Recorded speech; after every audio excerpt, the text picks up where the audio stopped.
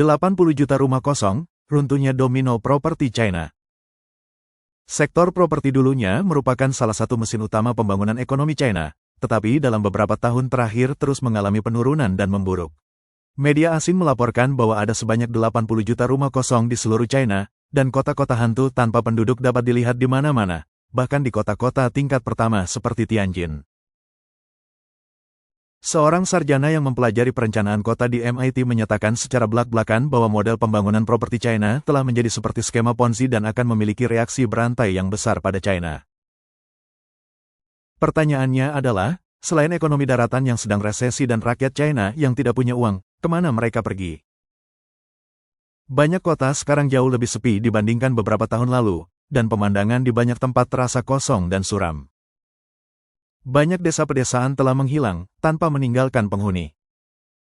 Ada hal-hal aneh yang tampaknya disembunyikan oleh pemerintah China. Newsweek melaporkan bahwa studi menunjukkan bahwa sekitar 70% kekayaan rumah tangga di China terikat pada properti, karena membeli rumah tambahan pernah dianggap luas oleh orang China sebagai investasi yang aman. Namun, gelembung spekulatif yang telah lama terakumulasi di sektor properti telah mulai pecah dalam beberapa tahun terakhir di bawah tindakan keras peraturan pemerintah yang diperketat. Sarah Williams, seorang profesor media teknologi dan perencanaan kota di Massachusetts Institute of Technology, menganalisis dalam sebuah wawancara dengan Newsweek pada tanggal 21 Maret bahwa sektor properti China telah lama berada dalam keadaan kelebihan pasokan. Namun, bahkan ketika pembangunan properti telah jauh melampaui titik jenuh, pemerintah Partai Komunis China masih mendorong pengembang untuk terus membangun, sementara bank terus mengeluarkan pinjaman untuk proyek-proyek baru, memungkinkan pengembang untuk menggunakan pinjaman baru untuk membayar utang lama. Mereka membutuhkan laba atas investasi, jadi mereka membuka lahan baru dan mengeluarkan pinjaman baru untuk pengembang properti yang terlilit utang, memungkinkan mereka menggunakan pinjaman baru ini untuk membayar pinjaman sebelumnya. Sarah Williams menyatakan secara belak-belakan, singkatnya, ini sedikit seperti skema Ponzi. Laporan tersebut menyatakan bahwa pasar properti China secara efektif membeku sekitar tahun 2020.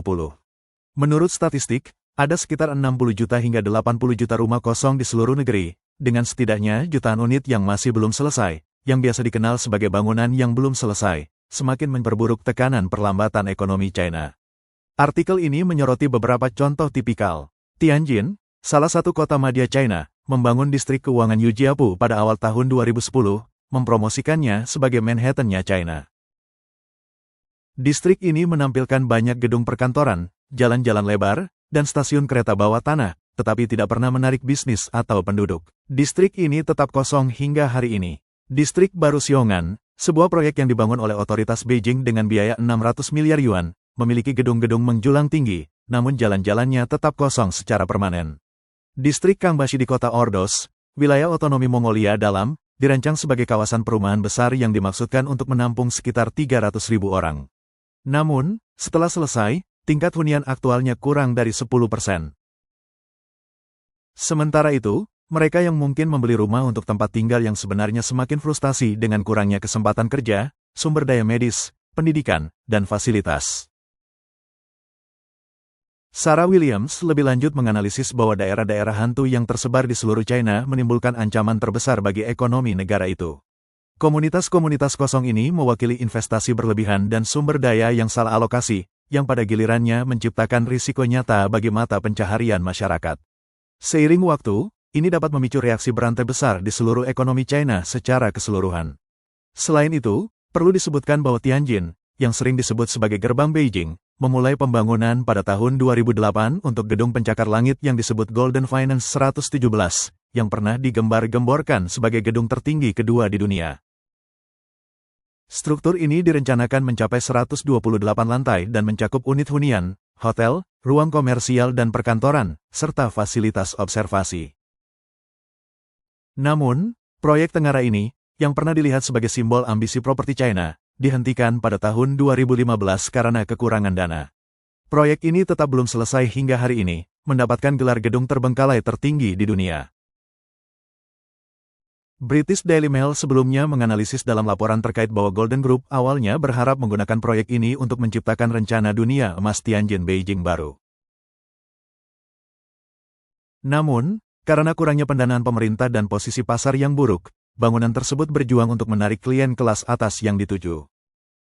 Di tengah kekacauan proyek-proyek bertingkat tinggi yang belum selesai, otoritas Partai Komunis China mengumumkan pada tahun 2021 larangan pembangunan gedung dengan ketinggian lebih dari 500 meter, bersama dengan pembatasan ketat pada gedung yang melebihi 250 meter. Jika Golden Finance 117 pernah selesai, itu akan menjadi gedung pencakar langit super terakhir yang dibangun di China dengan ketinggian lebih dari 500 meter. Orang kaya melarikan diri dari China, apa yang dilakukan Tu Wen, mantan pejabat Mongolia Dalam, yang mendorong dan memimpin. Setelah Tu Wen, mantan pejabat Mongolia Dalam yang tinggal di luar negeri, merilis surat perpisahan dengan PKC. Pada tanggal 18 Maret dia dengan cepat meluncurkan serangkaian kegiatan untuk melawan PKC.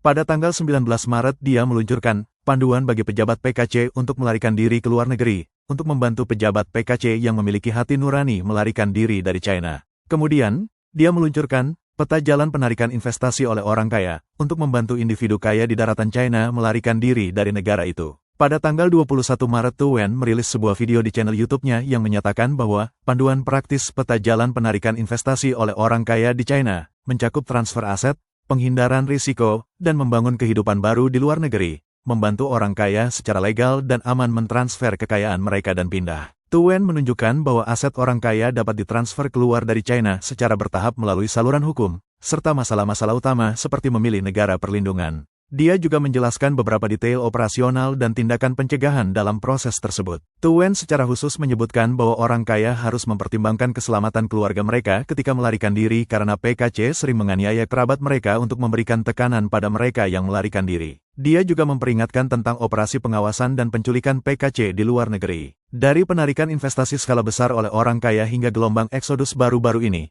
kita dapat melihat bahwa individu-individu kaya teratas di China dan Hong Kong menghadapi pilihan dan tantangan yang belum pernah terjadi sebelumnya. Kata Tu Wen. Dia menekankan bahwa bagi individu kaya di daratan China, sekarang adalah kesempatan terakhir, dan pilihan terbaik adalah membangun masa depan bagi diri mereka sendiri dan keluarga mereka di tempat yang aman dan bebas. Jika Anda tidak bertindak, masa depan Anda akan ditentukan oleh PKC. Pada tanggal 18 Maret Tu Wen merilis sebuah video yang menerbitkan surat perpisahan dengan PKC. Dia menuduh para pemimpin teratas PKC membencinya sampai ke inti dan menganiaya kerabat di China untuk menekannya. Tu Wen bersumpah untuk melakukan segala daya untuk menggulingkan PKC. Dia menyatakan surat perpisahan dari PKC, Xi Jinping, Wang Xiaohong, dengarkan baik-baik. Saya Tu Wen, duri di mata dan daging Anda. Jika Anda punya nyali, hadapi saya. Kemampuan macam apa yang Anda miliki untuk menyerang orang-orang yang tidak bersalah? Perilaku Anda tercela, memalukan, dan menjijikan. Apakah Anda masih manusia? Tu Wen melanjutkan, hari ini saya ingin mengungkap kasus penganiayaan politik yang terang-terangan kepada semua orang. Ini bukan tindakan yudisial biasa, tetapi tindakan balas dendam terhadap kerabat saya yang secara pribadi diperintahkan dan dimanipulasi oleh Xi Jinping dan Wang Xiaohong, yang mengarahkan keamanan publik dan pengadilan. Dia mengklaim bahwa Sun Hao, Wakil Direktur Biro Eksekusi Pengadilan Menengah Rakyat Hohhot, menyegel properti saudara iparnya atas permintaan otoritas keamanan publik. Pada tanggal 19 Maret Tu Wen merilis video lain di saluran YouTube-nya, meluncurkan panduan untuk melarikan diri pejabat PKC, dengan belak-belakan menyatakan bahwa menggulingkan PKC adalah hal yang mendesak. Dia menyebutnya, serangan balik jadi Tu Wen, menyatakan, PKC menyita 1 juta dari keluarga saya, dan saya membuat PKC kehilangan 10 miliar. Dalam video tersebut, Tu Wen memanggil para pejabat yang masih berjuang dalam sistem PKC. Dia mengatakan bahwa zaman telah berubah, pejabat hari ini berjalan di atas es tipis, khawatir dan takut setiap hari, dan sangat sulit bagi pejabat untuk bertahan hidup. Dia menekankan bahwa dari pejabat tingkat tinggi hingga tingkat rendah, tidak ada yang aman. Tu Wen menunjukkan bahwa di bawah PKC, beberapa orang meninggal secara misterius dalam tahanan. Saya telah melihat terlalu banyak dari mereka. Sementara yang lain disiksa sampai mati selama periode peraturan ganda, ada banyak kasus seperti itu.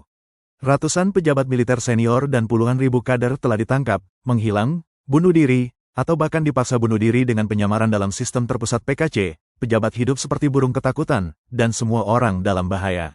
Mengenai hal ini, netizen X berkomentar, PKC telah mengubah China menjadi penjara yang penuh ketakutan dan kebohongan.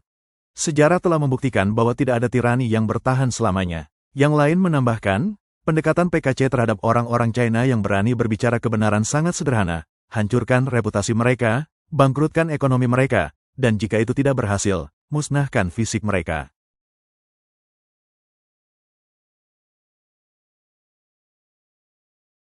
Tahun 2025 menandai akhir dari kegilaan partai jahat. Perubahan mengejutkan dan drastis akan datang satu demi satu.